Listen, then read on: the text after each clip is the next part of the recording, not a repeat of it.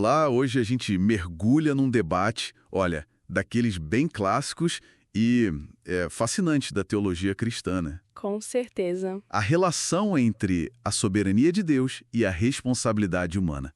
O foco vai ser, assim, na predestinação e no livre-arbítrio. Exato. É um tema complexo, sabe? Com raízes lá atrás, essencial para quem está começando a explorar mais a fundo o pensamento cristão. Sem dúvida. E é super importante entender, né, que essa discussão não é só teoria, assim, abstrata. Não mesmo. A perspectiva que a pessoa adota aqui influencia demais a vida de fé. Como assim? A imagem que se tem de Deus, sabe? A oração, como se encara a evangelização, até o jeito de lidar com o sofrimento no mundo. Tudo isso é afetado. Faz todo sentido. Então, a nossa proposta aqui, com base nos materiais que a gente analisou, é dar um panorama, assim, o mais claro possível das duas visões principais. Isso. Sem querer dar uma resposta final, né? Porque é um mistério mesmo.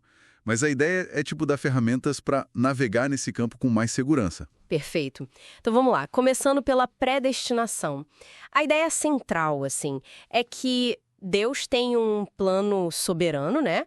E que esse plano inclui o destino eterno das pessoas. Certo. A eleição para a salvação, especificamente. Isso. Essa visão, ela já aparece lá com Agostinho de Hipona. Ele falava muito da incapacidade humana de escolher o bem depois da queda, sabe? A vontade cativa ao pecado, né? Exatamente. Tornando a graça divina não só útil, mas necessária e determinante. E essa ideia foi depois pega e, sistematizada pelo João Calvino, lá na Reforma. Uhum. Ele desenvolveu a doutrina da eleição incondicional. Quer dizer, a escolha de Deus para a salvação não dependeria de nada na pessoa, nem mérito, nem fé prevista. Nada. Nada. Seria baseada só na vontade soberana de Deus e no propósito eterno dele. Isso. Aí, em contraste direto, né, vem a perspectiva do livre-arbítrio. O outro lado da moeda. Exato. Aqui a ênfase muda. Vai para a capacidade humana de fazer escolhas, assim, genuínas, significativas. Especialmente a decisão de aceitar ou rejeitar a salvação que Deus oferece, imagino. Principalmente essa. Figuras como Erasmo de Roterdã, naquele debate famoso com Lutero, Assim. defenderam essa capacidade humana de, cooperar com a graça de Deus. E essa linha de pensamento foi mais desenvolvida depois por Jacques Arminio, certo? Que propôs a tal eleição condicional. Isso mesmo. Nessa visão, Deus elege para a salvação aqueles que ele, na sua presciência, já sabia que iriam responder com fé ao chamado do Evangelho. Entendi. Então a condição seria a fé prevista. Exato. E o Armínio também falou da graça preveniente, uma ideia importante. O que seria isso exatamente? Seria uma capacitação divina, assim, universal, que Deus daria a todos, permitindo que qualquer pessoa pudesse responder positivamente a ele se quisesse. Ah, interessante.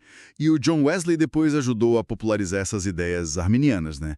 Viraram centrais em muitas tradições, tipo a metodista. Com certeza. E é aqui que a complexidade aumenta, sabe? Porque os dois lados, eles encontram muito apoio na Bíblia. É verdade. Quem defende a predestinação usa textos como Romanos 8, versículos 28 a 30. A famosa cadeia de ouro. Isso, que descreve um processo divino. Conhecer de antemão, predestinar, chamar, justificar, glorificar. Parece um plano bem definido, né? Sugere um plano fixo, sim. Ou Efésios 1, versículos 4 e 5. Fala de uma escolha divina feita antes da fundação do mundo e baseada no beneplácito de sua vontade. Palavras fortes. Muito fortes. Mas, por outro lado, né, quem defende o livre-arbítrio também tem textos poderosos. Tipo? O clássico João 3,16. Para que todo aquele que nele crê não pereça. Parece indicar uma oferta universal, né? E condicionada à fé da pessoa. Verdade. Todo aquele que crê. E também 2 Pedro 3,9, que diz que Deus é paciente, não querendo que nenhum pereça, senão que todos cheguem ao arrependimento. Isso mostra bem como a própria Bíblia parece, sustentar essa tensão, né? Não dá uma resposta única e fácil. Exatamente. Essa tensão bíblica é o coração da questão, talvez por isso o debate nunca morre. A gente vê isso hoje, por exemplo, com o novo calvinismo, que deu uma revitalizada nessas doutrinas da soberania. E no Brasil, essa discussão é bem presente, né? Tem teólogos respeitados dos dois lados. Sim, muito, como o Augustus Nicodemos, mais ligado à tradição reformada, da predestinação. Certo. E o Silas Daniel, por exemplo, defendendo a visão arminiana, do livre-arbítrio, que é comum em igrejas pentecostais, batistas. Entendi. E conectar tudo isso com a vida prática. Como é que essa escolha teológica afeta o dia a dia da fé? Olha, as implicações são enormes. A visão sobre predestinação ou livre-arbítrio pode mudar a forma de evangelizar, sabe? Como assim? Mais ênfase em Deus agindo ou na pessoa decidindo? Isso. Ou a questão da segurança da salvação. Ela é garantida por Deus de qualquer jeito ou depende da pessoa perseverar na fé? Mexe com coisas bem fundamentais. Muito. E até como se encara a oração, o problema do mal, do sofrimento. Por isso é preciso muita humildade intelectual ao lidar com isso. Então, resumindo um pouco o que a gente viu nos materiais. O que fica claro é essa tensão profunda mesmo, né?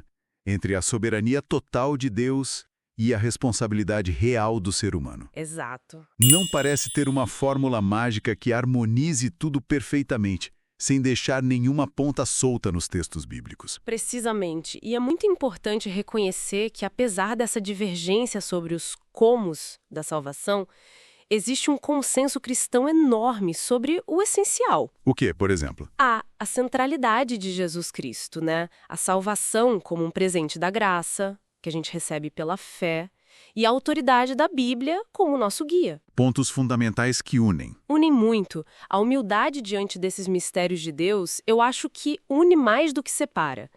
Talvez essa tensão toda não seja um problema para a gente resolver, sabe? Mas parte do jeito como Deus se revela mesmo, convidando a gente para uma fé que confia, mesmo sem entender tudo tintim por tintim. é uma ótima perspectiva.